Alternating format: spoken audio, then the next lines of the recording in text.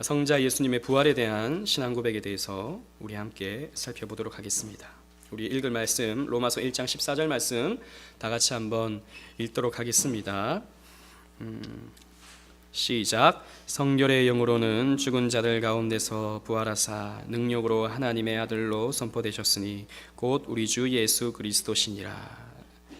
죽은 자들 가운데서 부활하사 능력으로 하나님의 아들로 선포되셨다. 부활은 곧 내가 하나님의 아들이다 라는 선포행위였다 라고 사도 바울은 영감 가운데 기록하고 있습니다. 사도신경의 5번째 문장은 우리가 잘 고백하는 대로 사흘 만에 죽은 자 가운데서 다시 살아나시며 입니다. 우리 오늘 이 부분에 대해서 말씀을 중심으로 하나하나 살펴보도록 하겠습니다. 이 사도신경의 5번째 문장은 부활의 시점에 대해서 우리에게 가르쳐주고 있습니다. 예수님은 금요일 오후에 운명하셨죠. 그리고 일요일 새벽에 다시 살아나셨습니다. 금, 토, 일 사흘 만에 다시 살아나셨습니다. 그러나 이 사흘 만에라고 할 때 이 말을 그냥 문자적으로 받아들이면 72시간, 이 3일이라고 하는 24 곱하기 3 해서 72시간을 정확히 의미하죠. 그러나 우리가 시간적으로 성경에 나타난 시간을 본다면 72시간이 아니라 3일째입니다. 그래서 사실 뭐 중요한 건 아니지만 뭐 이거 가지고 뭐 진리냐 아니냐 이렇게 논할 건 아니지만 조금 더 정확히 표현하자면 사흘째 되는 날, 3일째에 예수님께서 부활하셨다 라고 우리는 고백할 수 있는 것이죠. 아무튼 예수님은 일요일, 우리는 일요일을 뭐라고 부릅니까? 주일이라고 부르죠. 안식 후 첫날, 토요일이 구약시대는 안식일이었으니까 안식 후 첫날, 그 다음 날 주의 날에 다시 살아나셨습니다. 그래서 초대교회에서는 이 예수님이 부활하신 날을 주님의 날이라고 표현했죠. 그래서 요한계시록 1장에 보면 사도 요한이 환상을 볼 때 주의 날에 내가 환상을 봤다라고 이렇게 표현하는데 예수님이 부활하신 날에, 즉 주일에 주님께서 나를 찾아오셨다라고 그렇게 말하고 있는 것입니다. 그때부터 주일이라는 개념이 있었던 것이죠. 요한복음 20장 19절 말씀을 우리 다 같이 한번 읽어보도록 하겠습니다. 시작. 이날 곧 안식 후 첫날 저녁 때에 제자들이 유대인들을 두려워하여 모인 곳에 문들을 닫았더니 예수께서 오사 가운데 서서 이르시되 너희에게 평강이 있을지어다. 안식 후 첫날 저녁, 주일 저녁에 제자들이 예수님이 정말 부활했나? 막 이런 소문 때문에 모여가지고 문을 닫고 자기들끼리 이렇게 이야기하고 있는데 예수님께서 그 닫힌 문을 뚫고 들어오셔서 평안하느뇨, 평안이 있을지어다 라고 이렇게 예수님께서 말씀하십니다. 그래서 사실 예수님의 그 부활한 몸은 예수님의 이전의 몸과는 다르죠. 질적으로 달랐습니다. 문이 닫혀 있는데 그 문을 뚫고 들어오셨다고요. 여러분, 나중에 우리가 부활하게 되면 이렇게 될지도 모릅니다. 우리는 이 벽을 통과할 수 없는데 우리가 부활하게 되어서 신령체가 되면 우리 또한 예수님처럼 이렇게 벽을, 시공을 초월하는 그런 몸이 될 것입니다. 예수님은 우리의 부활의 몸이 되시기 때문이죠.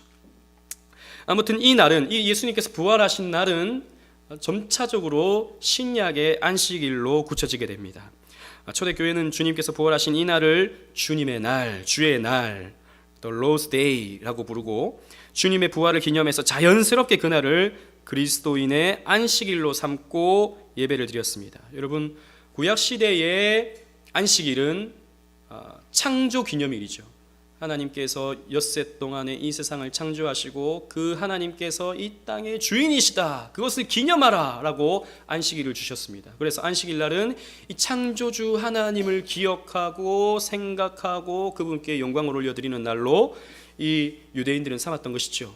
그런데 이것이 예수님의 부활로 말미암아 여러분, 우리의 구원이 어떻게 성취됩니까? 물론 예수 그리스도의 십자가가 있죠. 십자가로 말미암아 우리에게 생명을 얻습니다. 그것을 확증시켜 주는 것이 예수님의 다시 살아나심입니다. 그래서 예수님의 부활은 우리 구원의 완성으로 보고, 그래서 우리 구원의 기념일로서 주일을 지키게 된 거예요. 그래서 우리가 주일을 지킨다는 것은 우리 구원의 기념일로서 주일을 우리는 매주마다 지키게 되는 것입니다. 그래서 이 안식일의 개념이 주일로 옮겨지게 된 거죠. 연속성을 갖고 주일 개념이 지금까지 지켜지고 있는 것입니다. 이것을 웨스트민스터 신앙고백서 21장 7항 하반부에서 이렇게 기록하고 있습니다. 우리 다 같이 한번 읽어보도록 하겠습니다. 시작. 이날은 창세로부터 그리스도의 부활까지는 일주일간의 마지막 날을 지켰고 그리스도의 부활 후부터는 일주일간의 첫날로 변경하였는데 성경에서는 이 날을 주일이라고 부른다. 이 날은 세상 끝날까지 그리스도의 안식일로 계속될 것이다. 자, 창세로부터 그리스도의 부활까지는 일주일의 마지막 날 토요일을 안식일로 지켰고 그리스도의 부활 후부터는 일주일의 첫날, 우리 달력에도 보면 일, 월, 화, 수, 목, 금, 토 돼 있지 않습니까? 일주일의 첫날을 기독교의 안식일로 정하여서 지금까지 우리는 지켜가고 있다. 그리고 주님께서 다시 오시는 그날까지 이 기독교의 안식일, 주일은 계속될 것이다 라고 우리의 신앙의 선배들은 정리해 놓았습니다. 실제로 사도행전에 보면 그렇게 기록하고 있죠. 20장 7절 말씀 다 같이 읽겠습니다. 시작. 그 주간의 첫날에 우리가 떡을 떼려 하여 모였더니 바울이 이튿날 떠나고자 하여 그들에게 강론할세 말을 밤중까지 계속하며 그 주간의 첫날에 우리가 떡을 떼려 하여 모였더니 떡을 떼는 게 무슨 말입니까? 그냥 밥 먹었다는 말입니까? 성찬을 의미하고 있죠. 이 성찬이 안식 후 첫날에 이루어지게 된 것입니다. 성찬은 공예배 가운데 이루어지는 것이죠. 그러니까 공예배가 주일날 이루어졌다라고 사도행전은 기록하고 있습니다. 그래서 안식 후 첫날에 우리가 떡을 뗐다. 그리고 또 말씀을 나누었다라고 기록하고 있는 것이죠. 그래서 우리는 주일에 모이는 것입니다. 안식교나 그리고 하나님의 교회에서는 여전히 토요일을 안식일이다 라고 생각하면서 그날을 지키고 있죠. 그래서 성경에 안식일 지키라 그랬지 주일 지키라는 말이 어디 있느냐라고 우리한테 그렇게 힐문을 합니다. 그러나 그 사람들은 성경을 모르는 것이죠. 분명히 안식 후 첫날에 초대교회 성도들이 모였고 그리고 또 우리의 주님을 기념하는 구원을 기념하는 날이 바로 주일이 되었다는 것을 성경의 이런 점진적 계시 가운데 우리에게 밝혀 보여주고 있는데 그런 것들은 무시한 채 문자적으로 성경만 보니까 안식일 지키라 그랬다. 구약과 신약의 의미를 이해하지 못하고 여전히 오늘날 그렇게 안식일을 지키고 있는 것입니다. 토요일을 지키고 있는 것입니다. 성경을 이해하지 못해서 그런 것이죠. 부활의 내용 보시면 죽은 자 가운데서 다시 살아나셨다 그랬습니다. 죽은 자 가운데서. 성경은요 곳곳에서 죽은 자 가운데서 다시 살아나셨다라는 표현을 무려 25번이나 사용합니다. 제가 찾은 것만 25번인데 더 있을지도 모르겠어요. 아무튼 여러 번에 걸쳐서 예수님의 부활하심을 죽은 자 가운데서 다시 살아나셨다라는 말로 표현하고 있는데 이 말은 어떤 의미냐면 예수님께서 실제로 죽으셨다라는 것을 의미합니다. 즉 죽은 자들 가운데서 예수님도 죽으셨다가 다시 살아나셨다라고 이런 예수님의 죽으심의 실제성을 표현하고 있는 말임과 동시에 모든 죽은 사람들 중에 가장 먼저 부활하신 자로서의 의미가 있습니다. 즉 그 죽은 자들 가운데서 다시 살아나셨다라는 말은 그 죽은 자들을 대표해서 먼저 살아나셨다라고 하는 의미도 그 속에 포함되어 있는 것이죠. 그래서 예수님의 부활은 우리 부활의 모범이 되는 것입니다. 여러분 우리도 언젠가는 죽습니다. 아무리 우리가 좋은 것 먹고 살아도 아무리 의술이 발달해도 우리는 언젠가는 죽습니다. 그러나 우리 또한 부활합니다. 이것이 우리에게 소망이죠. 어떻게 부활하는가? 예수님처럼 부활한다. 예수님이 부활의 첫 열매가 되어주셨기 때문에 우리 죽은 자들 가운데서 먼저 다시 살아나셨기 때문에 예수님처럼 우리도 부활하게 될 것입니다. 아름다운 모습으로 빛난 영광 가운데 그렇게 부활하게 될 것입니다. 골로새서 1장 18절 다 같이 읽겠습니다. 시작. 그는 몸인 교회의 머리시라. 그가 근본이시요 죽은 자들 가운데서 먼저 나신 이시니 이는 친히 만물의 으뜸이 되려 하심이요. 죽은 자들 가운데서 먼저 나신 이시니 그 가운데서 가장 먼저 나신 부활의 모범이시다 라고 성경은 우리에게 가르쳐주고 있습니다. 그리고 다시 살아나셨다 라고 가르쳐줍니다. 예수님의 부활은 역사적 부활이죠. 지난번 우리 부활절에도 부활주일에도 우리가 말씀을 나누었지만 예수님의 부활은 육체적이고 실제적인 부활이었습니다. 다시 진짜 살아나셨습니다. 그러나 이런 부활을 믿지 못하는 사람들은 고대 때부터 있었는데 그들의 주장은 다음과 같습니다. 여러분 살펴보시면 첫 번째, 허위설. 이것은 예수님의 제자들이 예수님의 시체를 도둑질하여서 부활했다고 거짓말을 퍼뜨렸다. 그 빈무덤, 예수님의 빈무덤은 예수님이 부활하셔서 직접 걸어 나오신 것이 아니라 제자들이 그 죽으신 예수님의 시체를 도둑질해서 예수님이 부활했다 라고 거짓말하며 예수님을 신성화시켜서 기독교라고 하는 종교를 만들었다 라고 하는 주장입니다. 실제로 오늘날의 많은 자유주의 신학자들은 신학자라는 사람들이 이런 주장을 하고 있습니다. 마태복음 28장 13절로 15절 보면 실제로 그때 유대인들이 이 로마의 군병들에게 돈을 주고 이런 소문을 퍼뜨려라 라고 하지 않습니까? 이런 소문이 초대교회 때부터 있었던 거예요. 그래서 제자들이 예수님의 시체를 훔쳐가서 그 무덤이 빈 무덤이 됐다. 그리고 예수님이 부활하셨다라고 거짓말을 퍼뜨렸다 라고 사람들이 상식적인 생각을 한 것입니다. 사실 그건 상식적인 생각이죠. 어떻게 죽은 사람이 다시 살아나나? 이 제자들이 예수님의 시체를 도둑질해 갔을 것이다 라고 주장한 것입니다. 그리고 기절설, 지난주에 잠깐 나눴었는데 예수님이 너무 힘드셔가지고 너무 고통스러우셔가지고 또 그 햇볕이 너무 강렬해서 혼절하셨다, 기절하셨다. 그러다가 이제 무덤에 들어가니까 시원하니까 이제 정신 차리시고 다시 살아났다, 내가 다시 살아났다 라고 하는 그런 행동을 하셨다. 기절설인데 이런 주장을 하는 사람도 적지 않습니다. 그리고 환상설. 사도들이, 예수님의 제자들이 예수님이 너무 그리워가지고 예수님이 너무 보고 싶어가지고 마치 환상을 본 거예요. 막 집단 최면에 걸려서 환상을 본 겁니다. 그래서 와, 예수님 진짜 살아났다. 어떻게 예수님이 벽을 뚫고 오셨나? 와, 우리가 환상을 봤다. 부활하신 예수님의 환상을 봤다. 이렇게 주장하는 것입니다. 그리고 마지막 이 신화설인데요. 고대 근동 여러 종교에도요, 여러분 사실 부활이라고 하는 어떤 설화가 있습니다. 특히 이 로마 시대에 이 기독교가 만약 퍼뜨려질 때 미트라라고 하는 미트라교가 있었는데 이 교도 어떤 신적 대상이 죽었다가 다시 살아나는, 그리고 이집트에도 어떤 신이 죽었다가 다시 살아나는 이런 부활 설화가 있거든요. 이런 부활 설화가 기독교로 들어가 가지고 예수님이 부활했다라고 하는 어떤 신화가 만들어졌다라고 하는 것이 여러분 이런 주장들은 인터넷에 가득합니다. 예수님의 육체적 부활, 실제적 부활을 믿지 못하는 사람들은 이런 주장들을 굉장히 강하게 어필하죠. 실제로 예수 믿는 사람들도 이런 거 보면, 유튜브 이런 거 보면 막 헷갈린다고요. 이거 보니까 기독교에만 이런 게 있는 게 아니라 뭐 저기 바벨론 신화에도 있고 저 이집트 신화에도 있고 또 로마의 미트라 신화에도 있고 이게 기독교랑 짬뽕돼서 이렇게 된 거 아닌가 이렇게 생각하는데 여러분 절대 그런 것이 아닙니다. 무엇입니까? 오히려 여러분 부활이라고 하는 이 메시지는 신약 시대에만 있었던 것이 아니라 구약 시대에도 이미 하나님의 예언의 말씀 가운데 나타나거든요. 특히 그 이삭의 하나님께 바쳐진 사건을 히브리서 기자는 어떻게 표현합니까? 그것은 하나님께 바쳐진 것을 도로 얻은 것이 되었고 그것이 부활을, 그러니까 죽은 자가 다시 살아나는 부활을 의미한다고 히브리서 기자가 설명하고 있지 않습니까? 부활이라고 하는 메시지는 이 고대 구약 시대에도 하나님께서 그때그때마다 백성들에게 줬던 메시지입니다. 이런 것들이 점점 퍼져가면서 다른 신화에 영향을 준 것이지 다른 신화가 기독교에 영향을 준 것이 결코 아닌 것이죠.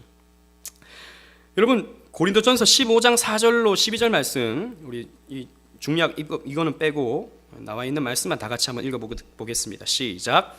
장사 지낸 바 되셨다가 성경대로 사흘 만에 다시 살아나사 게바에게 보이시고 후에 12 제자에게와 그 후에 500여 형제에게 일시에 보이셨나니 그 중에 지금까지 대다수는 살아있고 어떤 사람은 잠들었으며 그리스도께서 죽은 자 가운데서 다시 살아나셨다 전파되거늘 너희 중에서 어떤 사람들은 어찌하여 죽은 자 가운데서 부활이 없다 하느냐.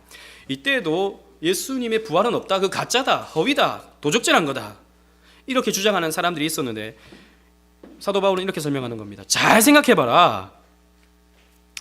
예수님이 죽었다가 다시 살아나셔서 12 제자에게 보이시고 또 500여 형제들에게 그것을 나타내 보이셨는데 그 중에 대다수는 지금도 살아있다. 근데 이 사람들이 어떤 사람입니까? 예수님의 그 부활하심을 보고 목숨 걸고 예수님 믿었던 사람들이거든요. 여러분, 목숨 걸고 보지도 않은 것을 지켜가기 위해서 신앙생활 하기라는 것은 거의 불가능합니다. 진짜라고 믿는 걸 위해서 목숨 바치는 것도 쉽지 않은데 거짓을 위해서 목숨 바쳐서 신앙생활 한다는 것은 이건 말이 안 되는 것이죠. 이 사도 바울이 이 고린도전서를 쓸 당시에는 이 유대주의자들로부터 엄청난 핍박을 받고 있을 텐데, 이방인들로부터 엄청난 핍박을 받고 있을 텐데, 이 예수님께서 부활하셨다는 이 진리를 전하기 위해서 목숨 걸고 예수님을 믿었는데 보지도 않은 걸 내가 봤다라고 목숨 걸면서 믿는 게 말이 됩니까? 그래서 사도 바울은 500여 형제나 봤고 그 대다수는 지금도 살아있다라고 이렇게 강변하고 있는 것입니다. 그래서 너희 중에 어떤 사람들이 과연 죽은 자 가운데서 부활이 없다 하느냐라고 오히려 이렇게 선포하고 있죠. 힘있게 자신의 논리를 펴고 있는 것입니다. 예수님은 진짜 부활하셨죠. 다시 살아나셨습니다. 죽은 자들 가운데서 다시 살아나셨습니다. 그리고 부활의 의의를 보시면 부활이 우리에게 어떤 의미인가? 첫 번째, 하나님의 아들로 선포되셨다. 여러분, 성자 하나님이신 예수님은 계속 죽음에 갇혀 있을 수가 없습니다. 왜 그렇습니까? 그분은 하나님이시기 때문이죠. 하나님은 생명의 근원이십니다. 생명 그 자체이십니다.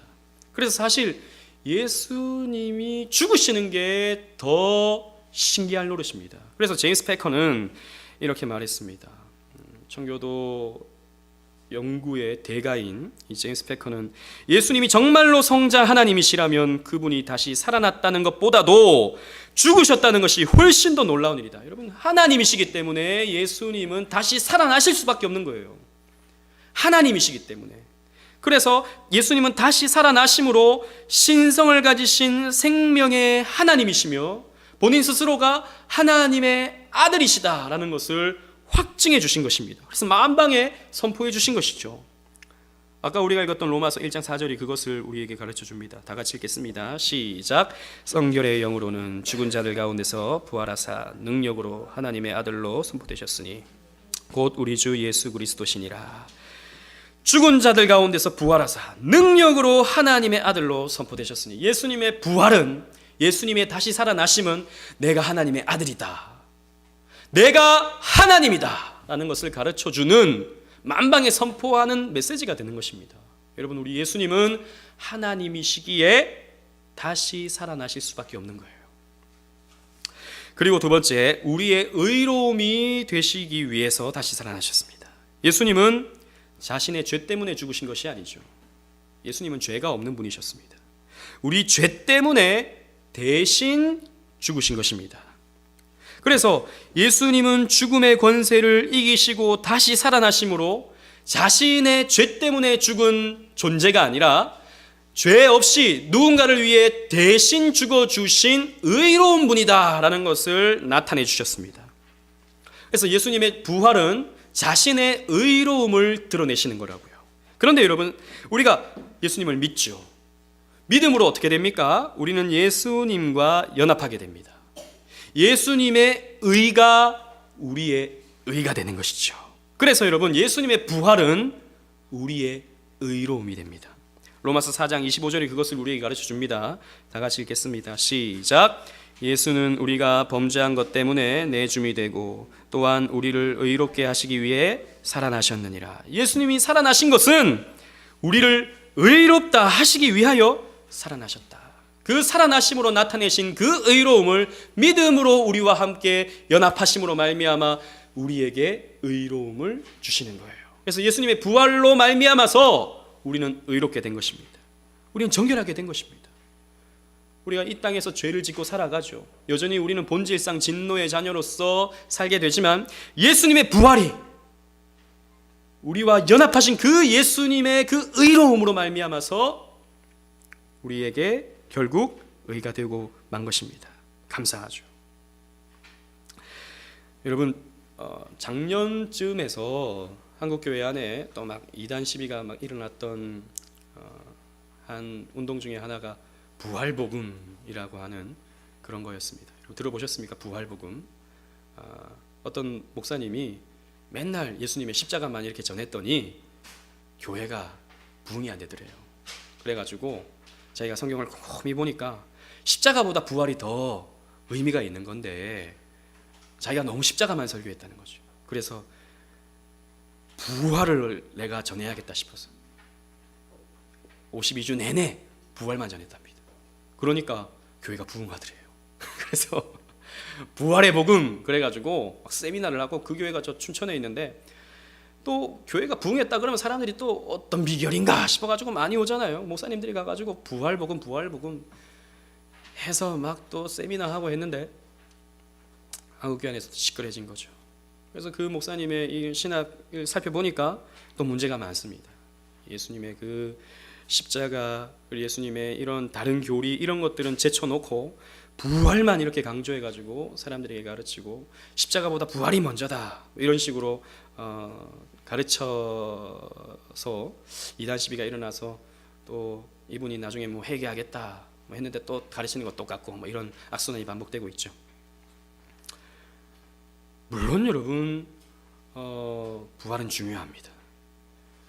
그러나 예수님이 죽으셔야 또 부활의 의미가 있는 것이죠. 같이 강조해야 되는 것입니다. 저는 뭐 한편으로는 그분이 그렇게 너무 지나치게 부활을 강조하는 건 문제가 있다고 생각되지만 우리가 부활을 너무 간과하는 것은 또 더 큰 문제가 또 있을 수 있다고 생각합니다. 부활이라고 하는 이 메시지는 부활주일에만 선포될 것이 아니라 때때로, 그리고 성경에서 부활을 우리에게 증거할 때마다 우리는 이 부활의 메시지를 기억하고 또 생각해야 될 것입니다. 우리에게 필요한 구원의 완성이 이 부활로 이루어지기 때문입니다. 주님께서 부활하심으로 우리 역시 부활에 참여하게 되죠. 여러분, 그리스도의 십자가로 말미암아서 우리의 옛자는 죽고 예수님의 부활로 말미암아서 우리는 새로운 피조물이 된 것입니다. 그래서 우리는 죄에 대해서는 죽고 믿음으로서는 살아서 믿음의 삶을 살아야 하는 저와 여러분들입니다. 그래서 우리는 우리 자신을 위해서 살지 않고 오직 하나님의 영광을 위하여 삶을 살아야 하는 것이죠. 또 주님께서 이 땅에 다시 오실 때 우리 역시 예수님처럼 육체적으로 부활해서 새하늘과 새 땅에서 영원히 살게 될 것입니다. 이것이 저와 여러분의 가장 영광스러운 소망이 될 것입니다. 여러분들의 소망은 무엇입니까? 앞으로 좋은 집 사는 게 여러분들의 소망입니까?